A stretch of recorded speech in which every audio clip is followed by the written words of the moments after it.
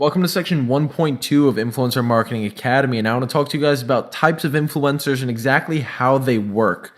So with that being said, let's circle back and let's see how can influencers be so effective and what really makes them influence. Well, first things first is the content they are posting. Now, this content that they are posting is all related to depending what type of influencer they are, of course, and which we're going to touch on later into this slideshow. But also, the important part about them posting this content is that they have this huge audience at their fingertips that they can reach at just a touch of a button.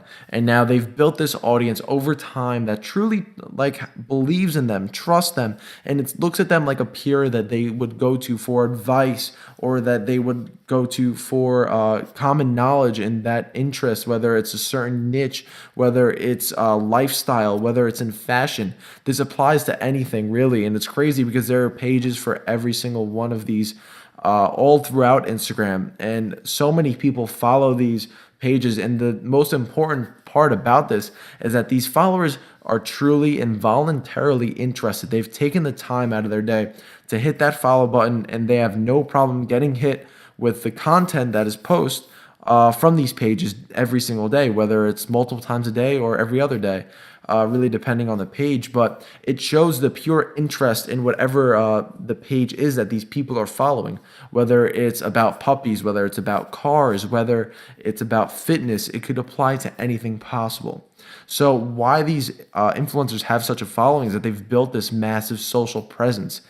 They could be selling a lifestyle that people desire, or they have an interesting story. It could be about a brand, maybe their entire life. Maybe they travel often. They post pictures from all these various cities throughout the world. And now this could also pertain to products or niches that their followers are passionate about or loyal to. So this is why influencers are the key to our audiences that are willing to buy our products. And that's why that influencers are capable of bridging the gap between us and these huge hyper-targeted audiences that could very easily make our e-commerce stores boom. And that's why we have to take a look at some of these influencers. And there are so many places to find them. But for now, I want to stick to Instagram real quick. It's personally my favorite platform where I've seen the most results and I'm the most familiar with. So I want to talk to you guys about these three different types of influencers. Because not only are these people so unique by also having these huge audiences at their fingertips that are so loyal to them and their following. There are three different types, and there are pros and cons that come with each. And each influencer is unique in its own way and has its own strengths. So first off, there are mass influencers, general page influencers, and niche down influencers. And we're going to get into that right now. So an example of a mass influencer would be Scott Disick, for example. He's married to Kourtney Kardashian, the celebrity associated with all of them. And he's a mass influencer, not niche down by any means. He is more to selling to the general population because he's so well known. He is a celebrity. There's a difference between a common influencer and a celebrity. Scott is a celebrity who does influencing. For example, he did a featured post for this teeth whitening product by Pearly Whites Australia. So as you can see, he kept that post up. I remember it was about for a day or so. And what so happened was you're not going to think of teeth whitening when you think of Scott Disick, but he is a successful influencer and definitely got mass traffic to this product because number one, this product applies to about anyone, and number two, many people look up to Scott Disick, his fame, his wealthiness, his popularity, and they want to strive to be like Scott Disick. So what are they going to do? They're going to look to his Instagram page, whether it's the clothes that he's wearing, it's the cars that he's driving, or the products that he's featuring on his page. This is one of them. This one is more clear of an ad, not so seamless than many other things. So like, for example, if he was wearing a certain type of clothing, he's not saying, well, start wearing this clothing by brand X, Y, and Z. He's just clearly wearing the clothing. So whoever's brands are on Scott Disick, they're, I could imagine, very grateful because they're definitely getting some sales from the influencing that he does, whether he knows it or not, because of the huge platform, the stage that he has set for him with these over 17 million followers just on Instagram alone, and not even other platforms, whether he's on television so be it. And now this is just an example of him promoting a simple common product such as teeth whitening. So with that being said, let's get into the next type of influencer, which is general page influencers. For example, this is FRE Official, and what they do is just post every day about common fashion products, whether it's different brands. They have all these different models wearing these different brands.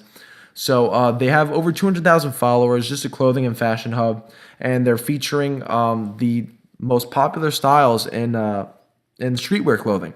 So in the streetwear clothing industry, there are all these different brands that are paying them to just build exposure, even if they aren't getting sales or not. Regardless, I've seen so many brands through this page, and the thing is that they've built this huge footprint into the fashion industry through pages like this, these general pages, and very well could earn a lot of sales through pages like this and building their brand awareness.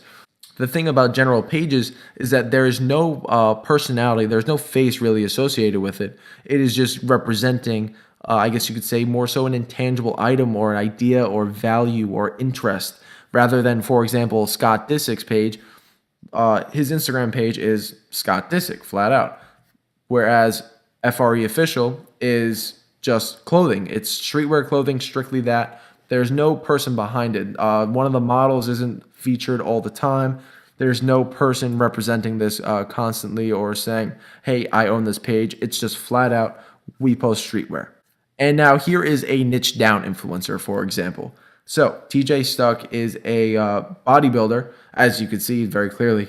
Now he is a fitness enthusiast and ambassador for a few brands, and he has well over 100,000 followers, and he posts a lot of focused content. So what he does is he leads people in the fitness and bodybuilding niche, and what he's done has been so super effective because what he does with his page, he'll post a day or two of straight content. And this content is giving value to people who are truly interested in bodybuilding and fitness, whether it's him showing people how to do a certain exercise through a video or pictures of his diet, what he's eating, exactly what people who are interested in bodybuilding would want to strive and follow TJ for. So obviously people who want to be built like TJ and start bodybuilding like TJ and have that great love and passion for what he is into, which just so happens to be bodybuilding, are they're clearly going to follow him and follow in his actions, his footsteps, and strive to be like him. And in doing this, what are they going to look at? It's his Instagram page and his actions, what he's intaking to his body, his nutrition, his diet plans, what he wears to the gym, because this is someone that people strive to be like. So, for example, as you can see in this paid post right here, he used in the caption, staying hydrated with some of ASD performance after an outside cardio sesh.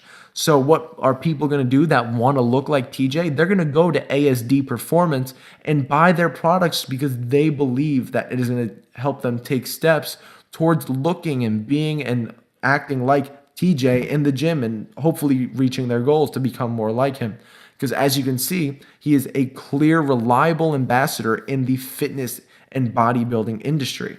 It's just something that's plain and simple that you could see, and he is clearly a reliable source, and he has clearly built this great following organically and just building his footprint inside of the fitness niche. And I can imagine he's made a great amount of money influencing fitness products, whether it be supplements or certain gym clothes. So what separates them amongst one another? So as you know, niche versus mass following and general pages are mixed between the two. So what general pages do is that they are niche down. So for example, fitting FRE Official back here, they are in fact somewhat niche down. They are focusing on men's clothing and men's streetwear, but at the same time, it is not so much a focused by a person or a personality. So gen pages are a little mixed, and mass followings are straight up broader audiences going to more people, like Scott Disick, for example. But getting those personal pages like Scott Disick, especially on that size and platform, are going to be super, super expensive. So your sweet spot is most likely going to be the niche following pages and the general pages.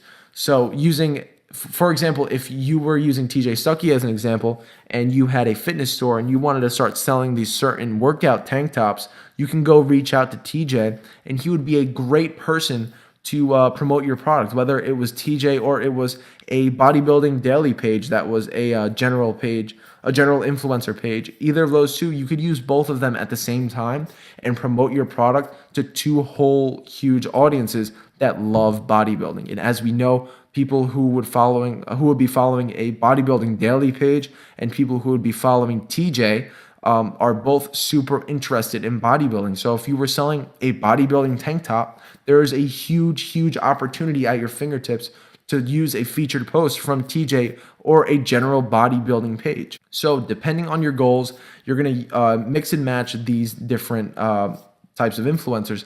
And obviously, as we build up further and depending on what we're striving and looking to sell, mass influencers do have the potential to play an important role and factor in our influencer marketing. But as for e-commerce purposes, general and niche down pages are absolutely important to us, and especially if we can get the general pages that pertain to our niche in specific.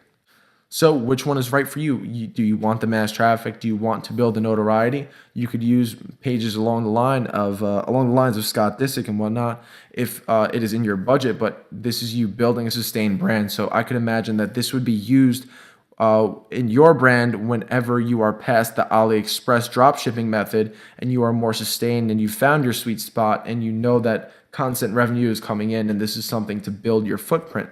And then we also have our niche down, more targeted audience where we're going to be getting these quality followers from, for example, TJ, because we know that these people 100% enjoy bodybuilding. If we are selling a bodybuilding tank top, for example, and we use someone like Scott, there's no guarantee that a fraction of Scott's 17 million followers are into bodybuilding, but we could still use him to try to sell upon a certain lifestyle. So with that being said, I hope you guys have a more clear-cut definition between influencers and what differentiates one another, and pretty much the outline of what would make one different from one another. So I hope you understand this fully now, and also do not be afraid to start reaching out to influencers once you have your social media up and running. And also the general page influencers are going to be much easier to use at first, and niche influencers like TJ with a following in the hundreds of thousands are going to be a little bit more difficult to attain. So you want to build that following a little bit, start using those general pages that will absolutely accept your featured post, and start cranking out those featured posts as soon as possible.